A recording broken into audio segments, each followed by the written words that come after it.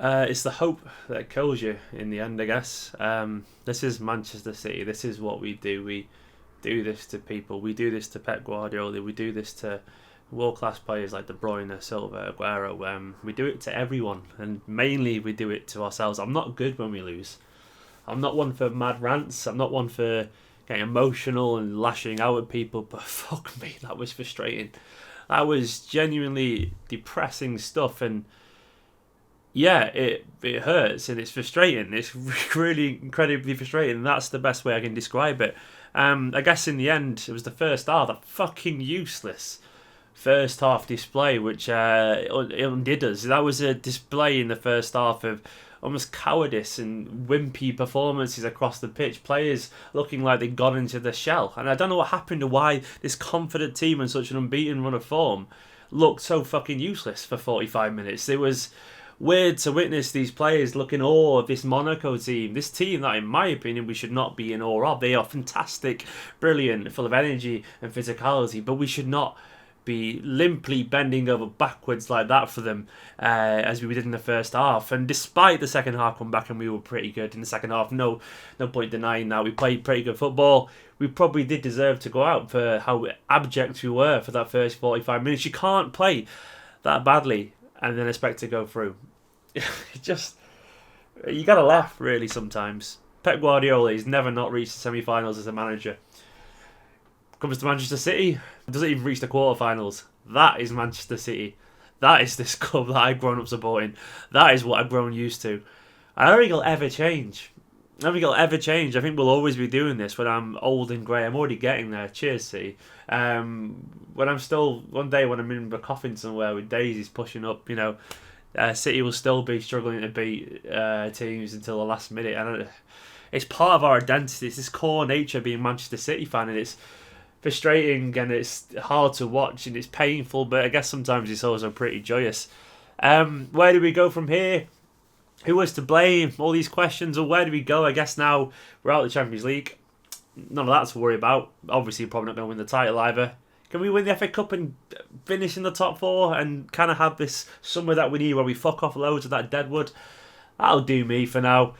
Got no choice, I guess. So, beggars can't be choosers. Monaco shouldn't be beating us, in my opinion. Great team, great bunch of players, but their energy and their desire was greater than ours.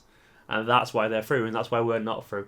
And that's inexcusable. That's fucking totally inexcusable and should not be happening, given everything. Given what we had out there, the players on that pitch, they should not be looking down at their feet. They should not be wimping out a challenge. They should not be aimlessly lumping the ball forward. They are better than that. They are footballers paid an awful lot of money. I know they're human. I know they're entitled to mistakes, and anyone can go about it wrong and get locked in the wrong moment. But we should be better than that. We should be doing things with a lot more composure. These are players that played at the very top of world football for a long time, and they were just caught lacking today, mentally, more than anything, I guess.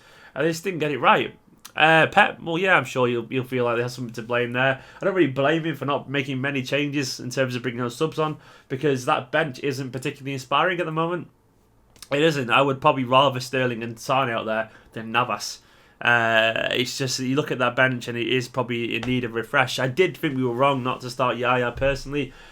Yaya is that cool head in the storm, and I think we were overrun initially, and none of the players were willing to put the foot on the ball, calmly play it out, and do the simple thing. But it shouldn't have been that bad anyway in the first half. It shouldn't have been that bad. I mean, there are some players that obviously aren't themselves at the moment. Kevin, what have we done to you in the past few months? You look a shadow of your former self. You seem to not be able to make simple 6-yard passes. And you've looked like you were potentially a world beater last year. You still probably are. I'm being emotional. But you need to get out of this rut of form, please. So maybe this is why we could have done with Gundogan still being around, to alleviate some of the pressure on our Ginger Prince and David Silva playing every single game. Maybe this is why the likes of Gabriel Jesus, maybe a little bit more clinical, maybe not in the rut of form that Aguero has found himself at times. I've always been lucky for Aguero. He always worked really hard. It's just one of those days when he's finishing and his radar was off.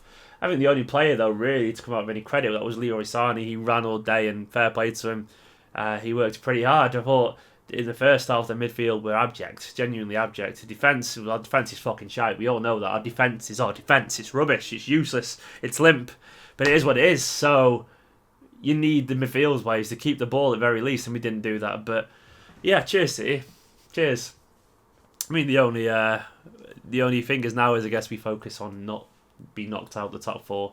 I still think we're weirdly better than last season. I know that sounds strange given everything. I think we are. I think we're still going in the right direction. I still think we should be positive about this club's identity and what we're trying to build, but it's not easy to feel that way. And I think in general, an after-match reaction when you've lost, even when you've won, is a little bit hasty sometimes. I've done this because it's more an emotional response than anything. I'm probably wrong. Probably in the cold light of day tomorrow, I'll just brush it off and be like, that's football, we'll get on with it. But yeah, everything probably is still okay. It's just a bit fucking shit at this second. I still think we'll probably, hopefully, we'll win the FA Cup. Hopefully we will. Hopefully we'll finish in the top four. And this summer, fuck off Clichy. Fuck off Sanya. Fuck off Kolarov at centre-back, because as much as he's doing alright, he's not a centre-back. Get some new young legs in midfield. Get them all. Can we sign Sidibe and Mendy, please, as fullback? Because they are absolute tanks, bulldozing past our defenders if they weren't there. Mendy in particular, he has got an engine on him. He would be a perfect Clichy upgrade. Don't know if he'll come to us, but I would like him. But anyway, yeah, that was bollocks, wasn't it?